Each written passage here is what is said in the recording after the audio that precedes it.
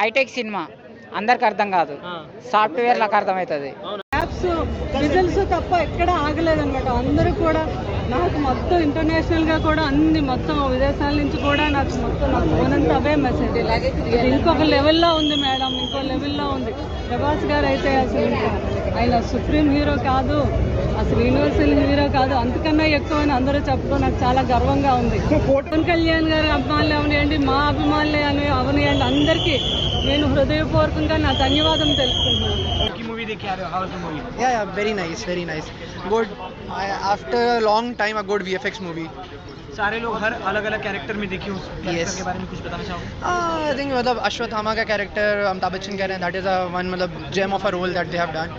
And apart from that, Prabhas ने कर्ण का role किया है जो आखिरी में पिकअप होता है, that is one of the good roles. बाकी महाभारत का थोड़ा स्टार्टिंग दिखाया है, मतलब स्पेशली फॉर द यूथ जो जिनको पता नहीं है स्टोरी, उसके बारे में मतलब इनिशियली स्टार्ट किया गया है, वो चीज़ पिकअप करी है पूरी स्टोरी में, एंड ये कंटिन्यू होगी कई पार्ट में. और ये कैसे? बहुत बहुत बहुत अच्छा. मतलब म्यूजिक इज़ वेरी इम्पैक्टफुल, मतलब म्यूजिक तो 5 on 5. चार की बात హాయ్ హాయ్ మూవీ ఎలా ఉంది? ఏ ఎలిమెంట్ బాగుంది? మూవీ అయితే ఎక్స్ట్రాడినరీగా ఉంది. 100 days పక్కా. And fights are awesome. Ya awesome. అసలు మీరు ఎక్స్పెక్ట్ చేయరు, చాలా సర్ప్రైజెస్ ఉన్నాయి. యా ప్రభాస్ మంచిగా ఉంది మూవీ, విజువల్ వండర్. ఇలాంటి మూవీ ఎప్పుడు చూడలేదు తెలుగులో. డెఫినెట్గా ఒక నెక్స్ట్ లెవెల్కి తీసుకెళ్ళింది మూవీ. ఎలిమెంట్స్ కానీ అలాగే చాలా మంది యాక్టర్స్ ఉన్నారు కదా టాలీవుడ్ అండ్ బాలీవుడ్, సో ఎలా అనిపించింది? యా చాలా బాగుంది, అందరినీ చాలా బ్యాలెన్స్ చేశాడు, క్యామియోస్ చాలా బాగా చూపించాడు. అండ్ ఇండియన్ మూవీనే ఒక డిఫరెంట్ లెవెల్కి తీసుకెళ్ళిన ఫీలింగ్ వచ్చింది. ఇప్పటివరకు this is one of a kind movie and it's a very good film. You should definitely watch it in the theatres. Movie చాలా బాగుంది actually.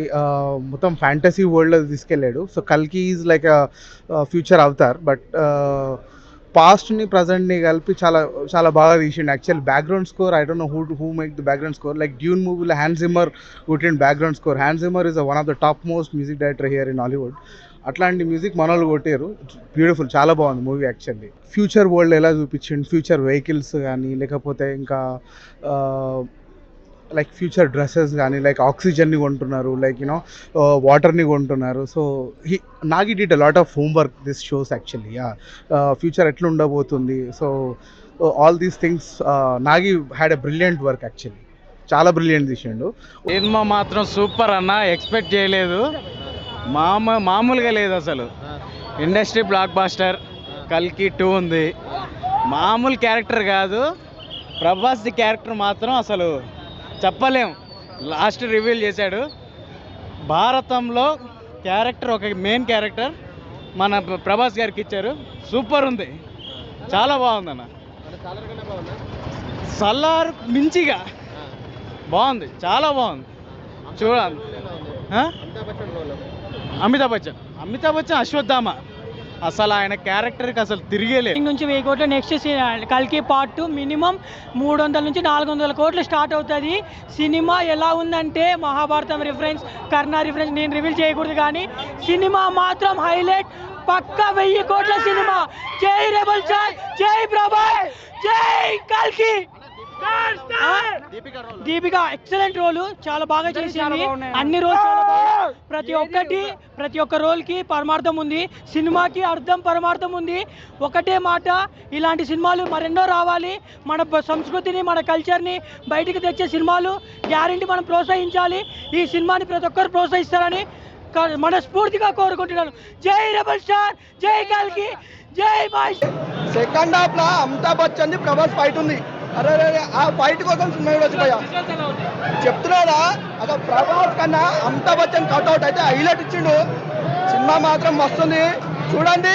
All the best Prabhas from Pithapuram MLA తాలూకు. పేరు కాజు, తెలుగు ఇండస్ట్రీకి ప్రభాస్ అన్ననే రాజు మామూలుగా లేదు బ్రో.